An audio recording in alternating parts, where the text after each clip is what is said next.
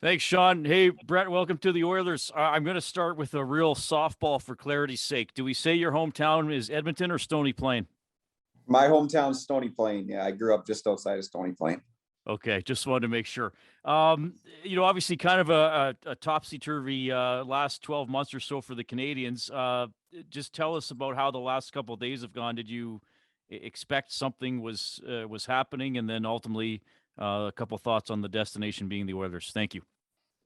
Yeah, it's been a whirlwind for sure. This being my first year of UFA eligibility, first time in a situation like this, coming to a deadline. I went through a couple deadlines where, you never know if you could get traded or not, but it's usually not as likely as it is when you're a UFA. So the last couple days have been a little nerve wracking, and I'm excited. The time has kind of come and gone, and now I have some clarity of where I'll be and where to kind of put my focus for the remainder of the season. And just when we talk about my hometown being so close to Edmonton, and I'm very excited to be an Oiler. Okay, next question, Daniel Bowman, The Athletic. Hi, I'm just curious about you getting a chance to play against the Oilers so much last year. What did you learn from this team, and what do you think you can kind of add to the group that you played so many times?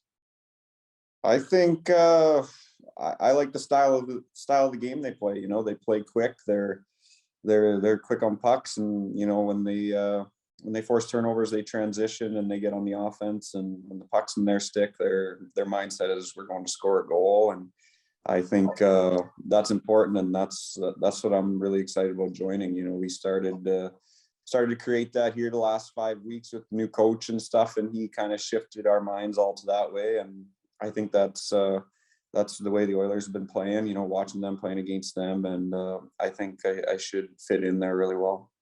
And what do you think about coming home, so to speak? Ken Holland was just saying that you called your dad. He was on the tractor and all excited and stuff. Sometimes maybe it's a little daunting to come home, but what do you think about those prospects? I'm really excited. It gives my parents an opportunity to come in and watch lots of games live. And just talking to my dad earlier, he was a little emotional, and it kind of, that's the team I grew up as a kid idolizing and talking about and wanting to watch all the time. And so I think now to be a part of that team, it's I think my dad was really happy, and I think they're looking forward to me coming closer to home and getting to see them a little more. It's been a long time since I've spent much time at home, so the whole family is really happy. Next question, Mark Spector, Sports. Go ahead, Mark. How are you, Brett? I'm doing good. Good. I guess I'd further that last question. Like, sometimes when a guy gets drafted by his hometown team, it's a lot. When you're a young player playing in home, and the uniform and all that can be a lot to handle. Is it easier, you think, for you now? Is it a better situation to come home now that you're a veteran and you've been around and you kind of know how things work? I think so. Yeah. I've started my career in Calgary, and even the past couple of years we've played in Edmonton and against them so much. I've kind of been through those games where you get the little jitters because you got a ton of family and everything in the crowd, and you want to do well for them, and everyone's watching or whatever. But I think I've been through enough of those. Now it's just like you see it in a different picture. You kind of relish the moment and you enjoy it, and it gives you a little extra boost in your game, and it feels really good.